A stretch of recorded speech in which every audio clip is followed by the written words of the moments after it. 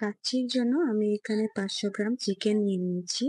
এখন এর মধ্যে হাফ চা চামচ করে দিয়ে দিচ্ছি হলুদ গুঁড়া, লাল মরিচের গুঁড়া, লবণ আর ধনে গুঁড়ো দিয়ে মাখিয়ে রাখছি। চুলায় একটা প্যান বসিয়ে দিয়েছি। প্যানে তেল গরম হতে দিয়ে দিয়েছি আগে থেকে হলুদ দিয়ে আলুগুলো মাখিয়ে রেখেছিলাম। এখন এগুলো দিয়ে দিচ্ছি। আলুটাকে ভেজে নেব। চুলা আঁচটাকে হাই হিটে দিয়ে লালচে করে ভেজে নিলেই হবে। তো আলুটা তুলে নিয়ে নিচ্ছি। একই তেলে আমি চিকেনটা ভেজে নিচ্ছি।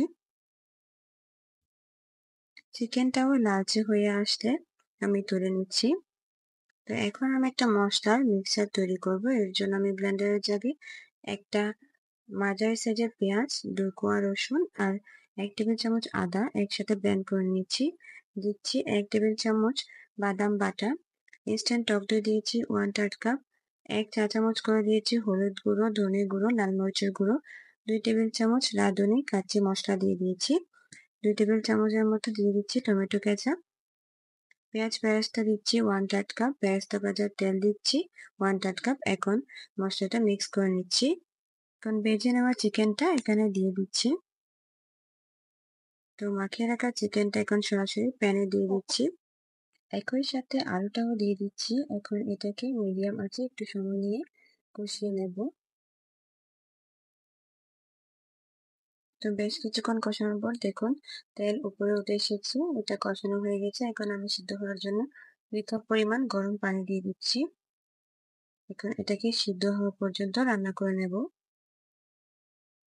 তো বেশ কিছুক্ষণ সিদ্ধ করার পর পানিটা কিছুটা শুকিয়ে এসেছে। আমি আর কিছুক্ষণ এটাকে রান্না করে নেব। এর আগে এখানে দিয়ে দিচ্ছি কয়েক ফোঁটা গোলাপ জল। আপনারা চাইলে কেওড়া জলও দিতে পারেন। তো দেখুন পানিটা কিন্তু অনেকটাই শুকিয়ে এসেছে। এবার এটাকে নামিয়ে রেখে দিচ্ছি। আর একটা প্যান বসিয়ে দিয়েছি আর দিয়ে দিচ্ছি গরম মসলা, 1 টা স্টার মসলা। পানিটা ফুটতে শুরু করলে আমি আগে থেকে ধুয়ে রাখা 500 গ্রাম চাল এখানে দিয়ে দিচ্ছি। এটা আমি পাটের চাল ইউজ করছি। আপনারা যেকোনো ধরনের চাল দিতে পারেন।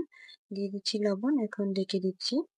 এই যে চালটা ফুটতে শুরু করেছে, অল্প একটু গোলাপ জল দিয়ে দিয়েছি। তো ভাতটা 70% এর মতো হয়ে গিয়েছে। এখন চুলায় আমি একটা প্যান বসিয়ে দিচ্ছি।